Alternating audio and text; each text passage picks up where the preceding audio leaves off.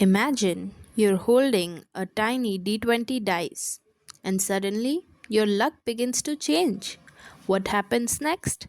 Well, that's what we're here to find out. That is exactly what we'll discover in today's episode, the review of With a Little Luck by Marissa Meyer. You're listening to Fate's Whispers with Nidhi and Gauri.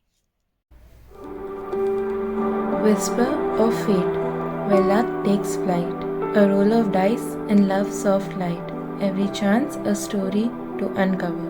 Welcome to Fate's Whisper. One night at the record store counter, you spot a tiny D20 dice. Absent mindedly, you roll, and it lands on a perfect 20. And after that perfect roll, everything started falling into place like magic. You barely have time to think before, bam, you've got it. Everything's suddenly clicking. Your comic art gets accepted by your favorite magazine. Your best friend's song makes it to the finals in a local contest. Then you call into a radio giveaway, and boom, you're the 100th caller, winning two concert tickets. The perfect chance to ask out Maya, your longtime crush. Life's going great for our hero Jude. But hold on, that's when things start to get interesting. Sure, everything seems perfect, but somehow it doesn't feel quite right. It doesn't feel satisfying. hmm Is this really my luck? Or who even am I? Things were already confusing, but why can't I stop thinking about my best friend Ari? I find myself caring about how I look around her, and my heart races whenever she's near. He thought luck would change everything, but instead it totally backfired.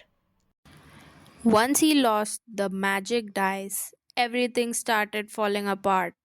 His comics got rejected again. Even though he'd liked Maya since elementary school, he realized his feelings were more forced than real. On dates, he struggled to speak, stumbling over his words, making things awkward enough to cause second-hand embarrassment.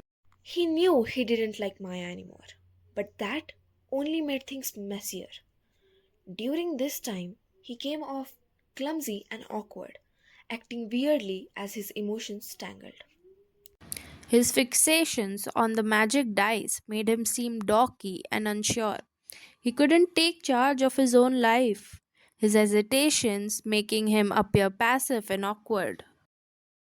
His social fumbling and romantic confusion, torn between Ari and Maya, led to plenty of awkward, cringe-worthy moments we can all relate to during those messy teenage years. And here's where everything shifts for Jude. The dice and its luck are gone. But oddly enough, that's when life finally starts feeling real. So now, without the dice, there were no more perfect situations. And honestly, this was when he actually started living life. He had to deal with everything exactly how we all do. He starts realizing the dice did not actually make him happy or talented. He was just distracted by it. Pause. And the bigger realization. Yes, the realization that Ari, his best friend, was the one who actually saw him, the one who had always supported him, may it be with luck or without it. But this time, standing up tall, he decides to talk instead of hiding. With slow, awkward, and honest conversations, he tells Ari how he really feels. And Ari, she listens, showing him that she is someone who will always stay with him even when his life is not perfect. At the end, isn't that where real magic and luck is? Not in some perfect roll 20 on a dice. Now, that is the beauty of this story.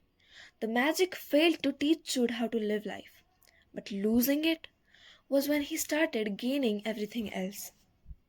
After all, loss isn't always the end. Sometimes it's a beginning to something better. So, it makes us wonder, what really is luck? Magic? Perfection? Or is it finding the courage to be honest about who you are and how you truly feel? Jude realizes that luck does not change your life or make it perfect. You do. By choosing the right people and accepting yourself completely. Jude did not become happy because his life got easier, but because he learned how to trust himself and others. And maybe that is a reminder to all of us that we don't really need to wait for a dice roll or some kind of magic. We just have to try.